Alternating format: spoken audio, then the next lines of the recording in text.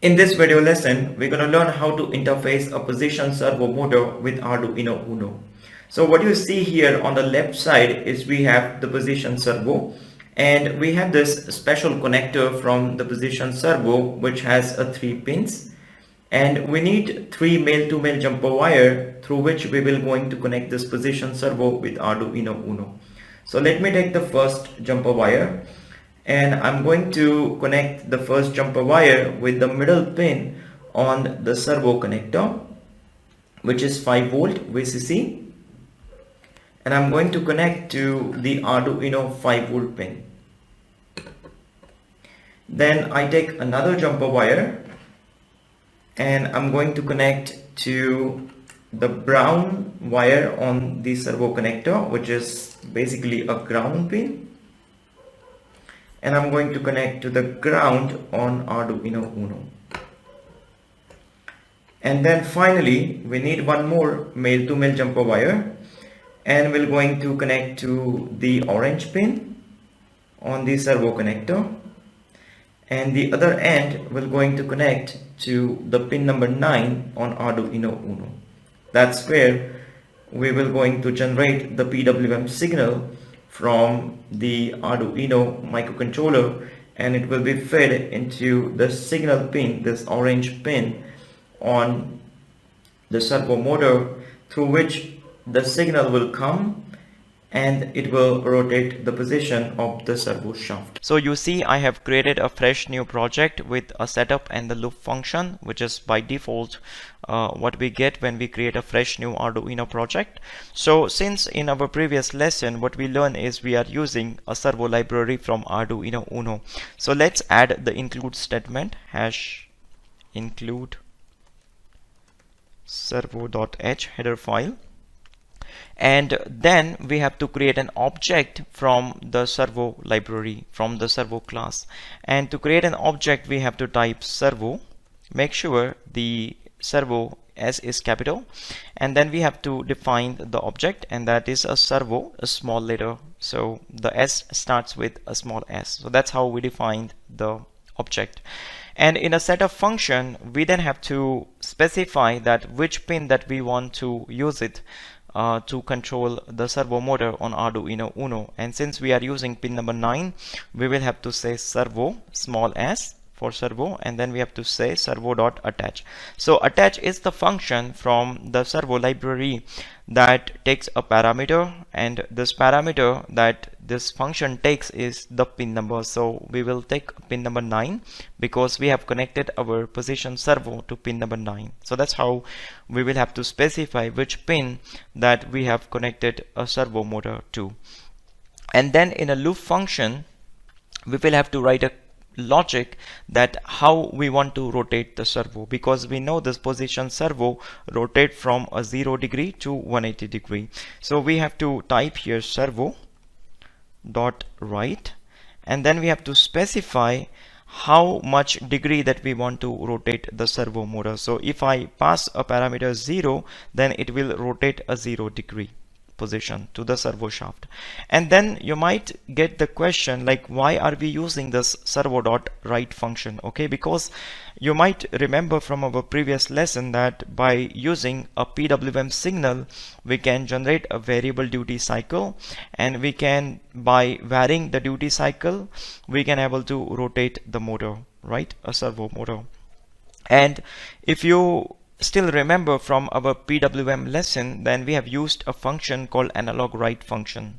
So you might then ask a question like, why are we using the servo write instead of analog write?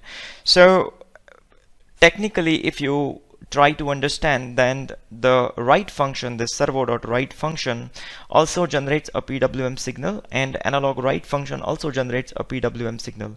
But the PWM signal which is generated by write function will use a timer and interrupt which is used into servo.h header file. Okay, that means into the library. And the PWM signal that we generate using this write function will be of the lower frequency. So let's say the PWM frequency we require in order to drive the servo motor is a 50 Hertz, which is relatively a very small frequency. And analog write function generates a full range PWM from 0 to 100%, and that much pulse width we don't need. It operates on a higher frequency, so it's better to use this servo.write function because it is precisely developed keeping in mind that we will be using this write function, servo write function, to drive the servo motor, and that gives us a lot of freedom. That's why you can control maximum 12 servos, and you are not limited only to use the PWM pin. If you use analog write function, then you are only limited to the PWM pin, but here you can, instead of pin number 9, you can connect to pin number 2, pin number 4, any digital pin you can use and generate the PWM signal of a lower frequency, that is a 50 Hertz, to drive the servo motor. I hope this clears the point why we are using the servo write function from the servo.h library. That's basically a standard servo library when we are working with Arduino. So basically this line of code, servo.write, rotate the servo shaft with a 0 degree, and then we will have to give a decent amount of delay. So we will give 1 second of delay, and then I'm going to just copy and paste this few lines of code. Now once we move the servo to a 0 degree position, then I want to move this to a 90 degree position, and then I will copy and paste the code again, and then I will move it to 180 degree, because the position servo that we are using here in this lesson move from 0 degree to 180 degree. So I want to move this from 0 to 90 degree with 1 second of delay, and then it will move to 180 degree. So you can clearly see by your eyes that how the servo shaft moves with a delay of 1 second. So let's go ahead into the tools section and make sure we have the right board selected, Arduino Uno, and the COM port is selected properly, and let me upload the code on Arduino Uno, and let's see if we can able to rotate the servo shaft. And now as you can see, the servo shaft moves from 0 degree to 90 degree to 180 degree, and then from 180 degree it comes back to 0 degree, right? So that's how we can able to move the servo shaft with whatever degree that we want to move between 0 to 180 degree. Okay, you can experiment and change the value into the write function, as like I have passed 0, 90 and 180, and then see if the servo motor rotates. So for few minutes I would just disconnect the servo motor, and then we have to modify the code where I want to show you few more capabilities by using for loop. So you then can able to see that how we can move the servo shaft from left, means 0 degree to 180 degree, from left to right, and from right to left gradually, right? So you can able to see clearly how the servo motor can move. So I'm going to remove the code inside the loop function, and here I want to use a for loop. And even before I use for loop, I need to define one global variable. So I'm going to declare here integer variable pos, that's for position, because we want to rotate the position of the servo shaft. And then I come back to the loop function, and in the loop function I define for loop. So for, and then curly brackets, that's the syntax of for loop. I hope you remember from our previous lesson. And in a for loop, as I want to shift or move the servo shaft from 0 degree to 180 degree with a very small delay, let's say of 15 milliseconds, I have to say if the position, means the pos variable, is 0. So in the beginning it has to be 0, and then we have to say if the pos is less than or equals to 180, because we want to move from 0 to 180 degree, then we want the position variable, pos variable, to be incremented by 1 every time. So that's basically move the position from 0 to 180 degree, increment by 1 every time when the for loop executes. And here I want to write servo.write, and then in the servo.write function I will going to pass this variable pos. So every time this pos variable increment, it will move the servo shaft.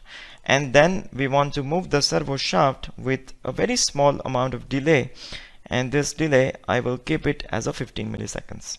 Okay, so this for loop basically moves the servo shaft from left, means a 0 degree, to right, that means 180 degree. So I'm just going to copy this for loop and then paste it down below here. Okay, and here I just remove this line of code, and here I want to write to move the servo shaft from 180 degree to back to the 0 degree, right? So here I'm going to test if the pos variable is equals to 180, because now we want to bring this servo shaft back from 180 degree to 0 degree. So in the beginning it will be 180, and then we will have to test the condition if the pos position variable is greater than or equals to 0. This time we have to check other way around. If the position variable, pos variable, is greater than or equal to, if it's greater than 0 or equals to 0, then we want to decrement the pos variable by 1 every time this for loop executes, right? I hope this for loop is pretty clear with you. So this first for loop will going to increment the pos variable value by 1 every time, and this will rotate the servo shaft every 15 milliseconds. And this for loop basically